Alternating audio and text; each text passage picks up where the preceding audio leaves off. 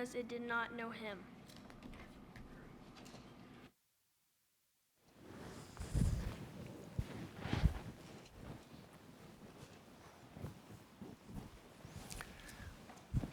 We have 3 questions and 3 texts for us to consider for a few minutes. We're thinking today about a personal relationship with Jesus and what that means. We discussed the idea this morning that phrase is a very common phrase in religious circles outside of our own. And we hear a lot of people in other religious circles talk about that phrase, and sometimes it becomes uncomfortable to us. But we also notice that we can't have an impersonal relationship with Jesus. Not possible. That's no relationship at all. So as we talk about this idea, that relationship idea comes up in the question that is often asked: what does Jesus look like? Well, let me first of all say that the vast majority of the times when you see an artist rendering of what they say Jesus looked like, we could probably say that we all have the same characteristics in mind that we have seen. The most obvious is he has really long hair. He usually looks rather weak. Most of the ones I see have more of a portrayal of someone who didn't do much work and have much exercise and just didn't come across as the kind of a picture that I would have of a man who did what he did. I mean, think about it. They walked everywhere they went. And he was walking for hundreds and hundreds of miles in his life. You don't get that way and not be pretty healthy and pretty athletic. But even that pales. Thinking about the kind of man, what he went through even before being on the cross. The historians say that the beating, the scourging before the crucifixion was often so terrible that the person died in the scourging, but not Jesus. And so everything that he went through says to me that I would expect to see someone who is very fit, very much mature, athletic, if you will. Certainly a person of the working class. We often hear that Jesus' father was a carpenter. Well, I did some study on that. The word used there for carpenter is actually an artisan. It is not specifically tied to what kind of material you're working with. He's an artisan. Someone has observed, if you were a wood carpenter in Palestine, you may not have had much work because they didn't have a whole lot of wood over there. Now, I've not been there. Some of you who have, you can verify or not. I'm listening to the people who have. They say that's not a wooded area. But I'll tell you what they did have, a lot of rock. And so to say that Jesus lived or was what his father was, the likelihood is that his father was an artisan, but that he was actually a rock carver, making things out of stone. Now, I've seen some burly men who work with wood, but I've really seen some burly men who work with stone. And so I would suggest to you that the pictures we see of Jesus, what does he look like? Almost everyone I've ever seen, I think, miss it. Let me give you one more little interesting piece to understand the concept. There was in Old Testament times and even in the time of Jesus, a Jewish vow called a Nazirite vow. Anyone who took a Nazirite vow was to follow certain restrictions. One of them was you would not have anything from the vine during the time of your Nazirite vow. No wine, no grapes, stay away from things of the vine. But number two, men, they would never cut their hair. Now think about this. If all of the men of that time frame had long hair, then how would you know which one was having a Nazirite vow? How would you know? Therefore, I think that the proper drawing of a depiction of Jesus would be much more muscular, much more, if you will, hardened not only by life and exposure to the outside because of all of his walking, but also very short hair. Now that's not the Jesus that we see in the vast majority of paintings. But the truth is, we don't know exactly what Jesus looked like. I know this, he was not Caucasian. I think we can all agree with that one. Jesus looked like the people of his day. But for our purposes, let's ask the question in a little different way. The first question from the passage read in 1 John 3. What will Jesus look like when we see him that final day?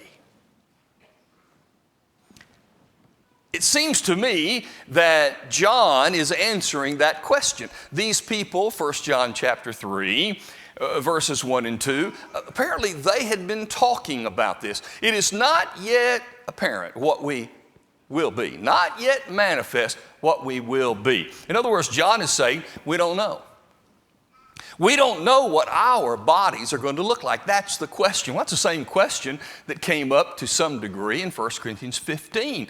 The corruptible must put on incorruption. The mortal must put on immortality. We're all going to be changed. We know that the bodies we have now are not the bodies we're going to have in eternity. So they were talking about that. John was discussing that with those brethren.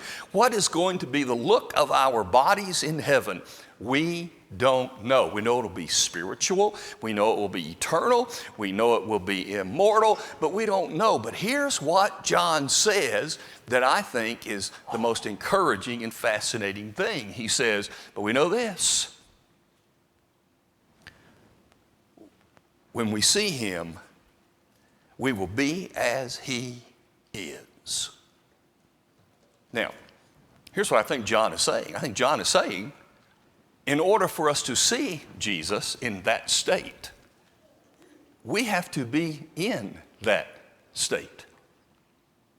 So I don't know particularly and specifically what his genetic makeup was here, and I don't know specifically what his makeup will be in eternity. But here's what I know. He and I and all of us, we're going to look exactly alike. We're going to be of the same family. What he is what we will be. Now, the Bible talks about that a lot. First, Philippians chapter 3. Our citizenship is in heaven, from which we wait for the Christ, who will transform our lowly bodies to be made like his glorious body. I know that's going to happen.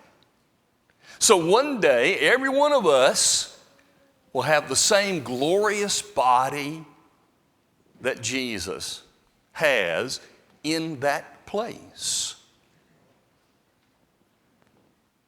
In 2 Corinthians chapter 3, verse 18, Paul said, we all with open face, beholding as in a mirror the glory of the Lord, are being transformed into that same image. Even while we are here, we are developing, at least that's what Paul is calling us to do. We are developing an image that is like his image into that glory, beholding it. Where are we beholding it? Right here in the Word of God. The more we are in the Word, the more that we are transforming ourselves into the image of Jesus imprinted in the Word. That is something we are working on right now. But now, having those thoughts in mind, rethink, maybe the first time it was for me, this beatitude. Matthew 5:8. Blessed are the pure in heart, for they shall see God. Will we be able to see the image that presents itself to us if we don't have a pure heart that we have developed? Is he magically going to change a bad heart into a pure one so that we'll be able to see him? Well, certainly not. And so even now, we are changing and becoming in this body something like the body or the image or the glory that we are going to have in full when he comes again. One final verse. Listen to Jesus' last prayer in John 17 and verse 24. And now, Father, I ask you that all these that you have given me will be where I am, that they may see the glory which you have given me. Jesus, in his prayer, prayed for you and me that we would be able one day to see his glory as he is. And how does that happen? While we are now changing ourselves, becoming in a spiritual way the image reflected right here in Scripture, so that we can indeed behold his glory as he is, for we will be like him. That's what's coming. Let's turn to the next passage. John chapter 14. So, what does Jesus look like now? Well, specifically, we've said, we don't know. But watch what happens in this verse. Verse 7. If you had known me, you would have known the Father. He's making an obvious statement. If you know me, you know the Father. Why? Because they're the same. Philip didn't catch it. Philip said, Lord, show us the Father. And Jesus specifically came back in verse 9. Have I been with you so long, and yet you have not known me, Philip? He who has seen me has seen the Father.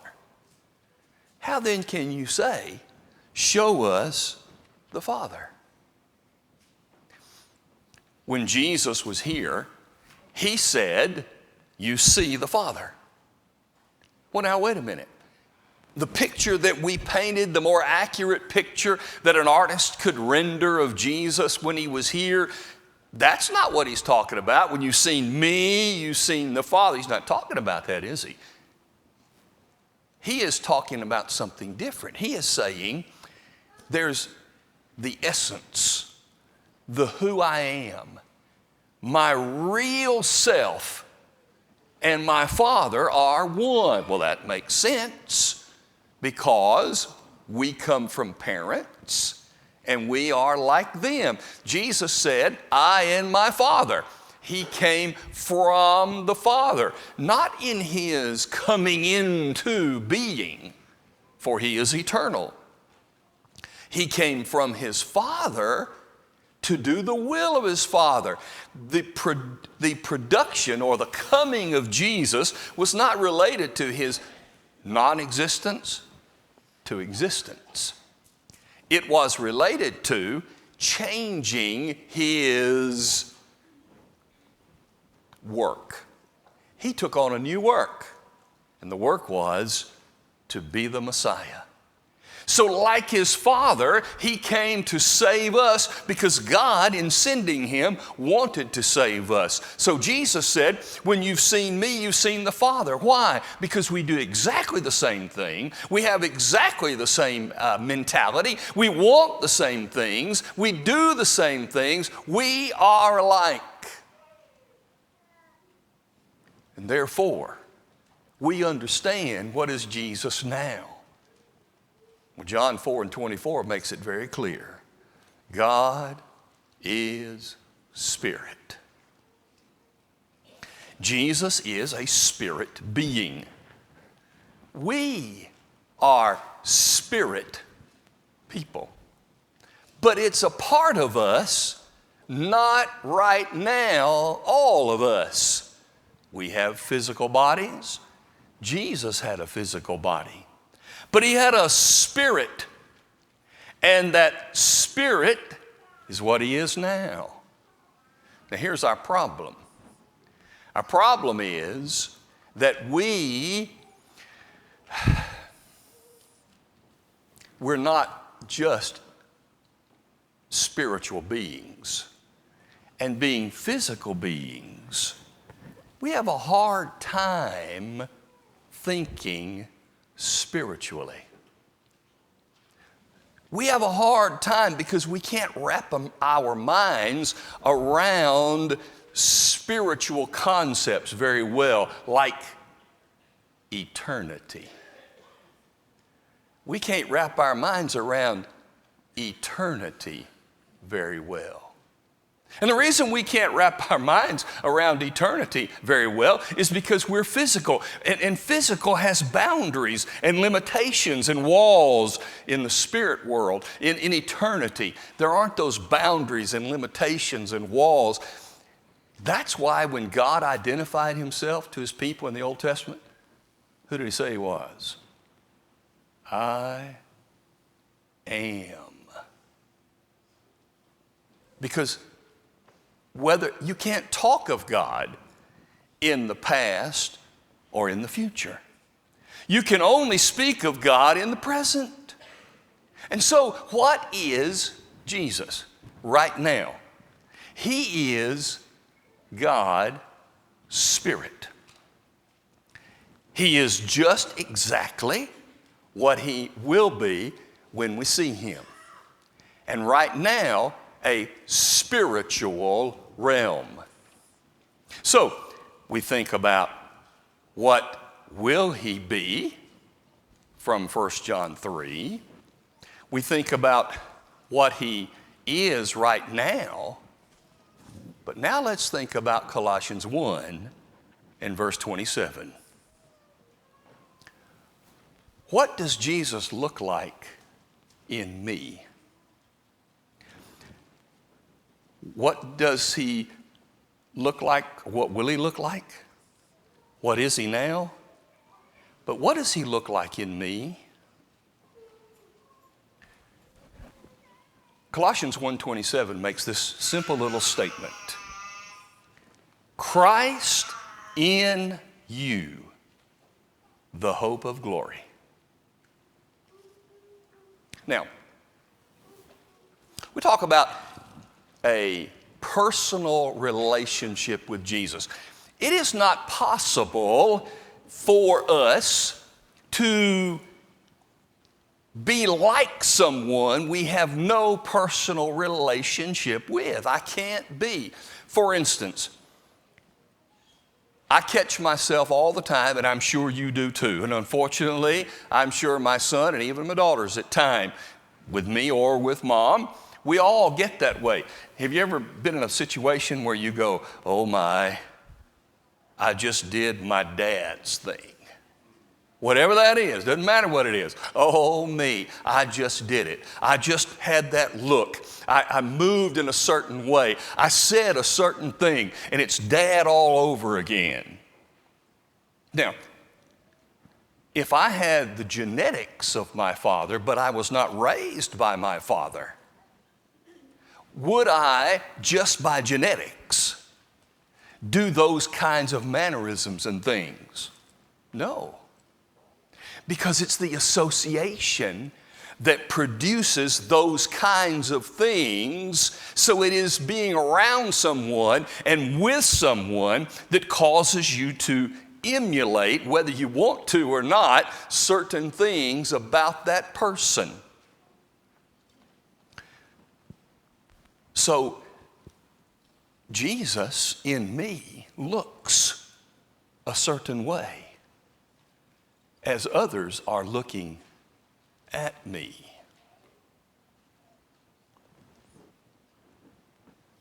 We live in a world right now that is becoming more and more individualistic. And what that means is more and more people are creating the idea that says, I'm going to define what is right for me. And as we saw this morning, that personal relationship is often defined by someone who very individualistically says, this is what I like, this is what I'm going to do, and this is how I'm going to present it. But that has nothing to do with what the reality of a personal relationship with Jesus is. Notice this text. Christ in you, the hope of glory. What does that mean? I would suggest number one, it means that if I don't have Christ in me, I don't have a hope. If in this life only we have hope, we are of all men the most to be pitied. 1 Corinthians 15 and verse 19. First of all, Christ in you. Christ in you is your hope of glory. Having Christ in me is my hope of glory. Without it, without Christ, I have no hope. That's the point. Now that's easy. We all get that. But I think there's more there. Notice what he said about the text earlier. He said, this is the mystery among the Gentiles that he had from the beginning. What was the message from the very beginning when he pulled his people out and made them his people special from everybody else? There was a mystery. There was a secret. There was something being unfolded through the centuries. And you know what that was? That the Gentiles get to be a part of it too. The Jews were his people, but the Gentiles are also coming in. In other words, his people were his people by choice. The Gentiles were going to be his people by them choosing him. How are they supposed to see Jesus? How are they supposed to see God? Well, they should have seen him through the faithfulness of the Jewish people. But they did not do well with that. So then what does this phrase, Christ in you, the hope of glory, also mean? It also means that Christ in me is their hope of glory. People who don't have Jesus, people who do not have him in their lives, they oftentimes are going to think of him by the way they think of us. Their hope of glory in the future lies with how well we present that hope every day in our lives. I cannot claim to be a Christian and live and do these things and expect anybody to say, that's the Jesus I want. Because it won't work. The hope of glory is not only that we get to be in heaven, but through us, they get to see Jesus and be in heaven.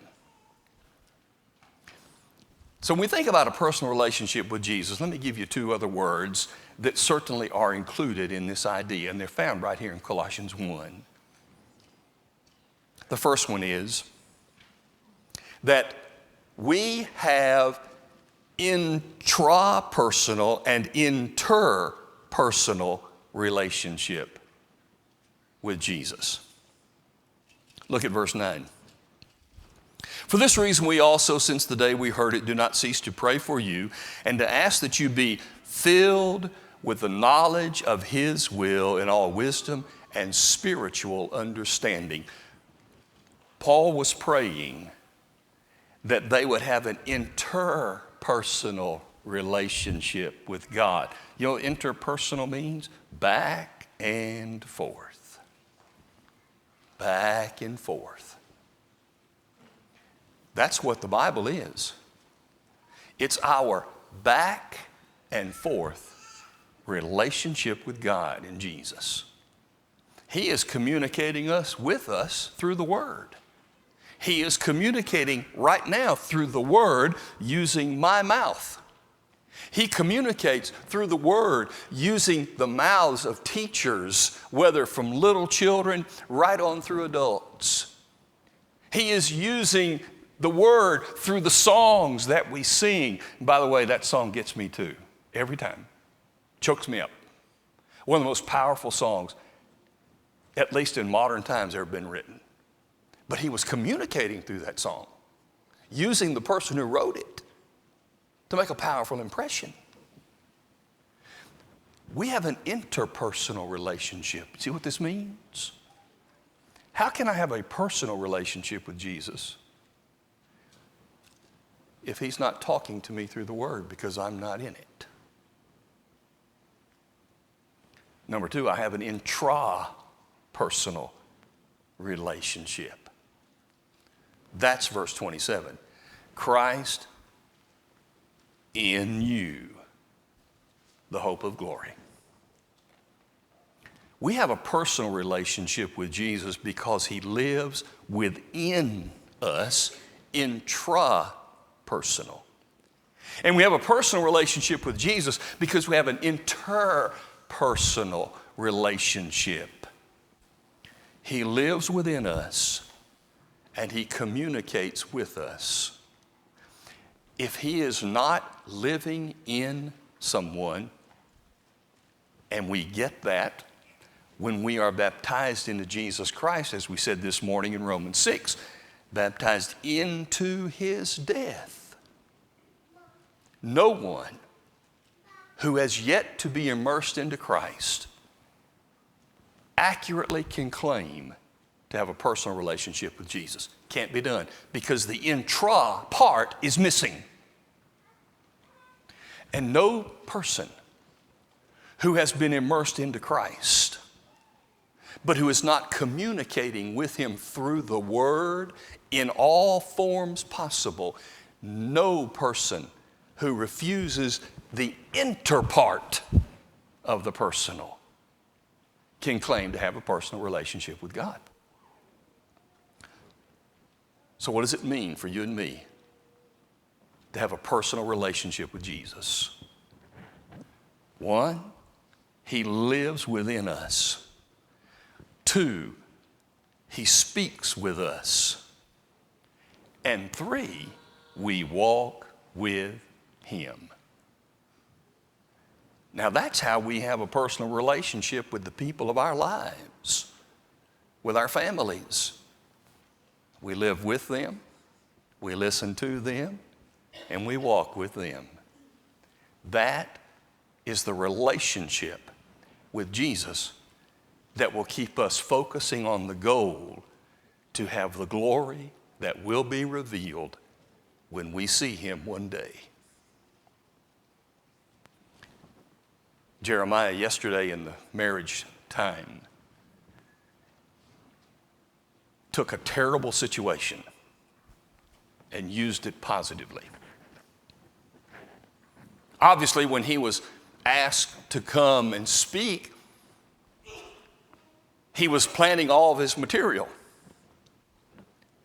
And then 4 days before he came to speak, all those tornadoes hit. And he was able to take those catastrophes and from them pull some powerful lessons for families.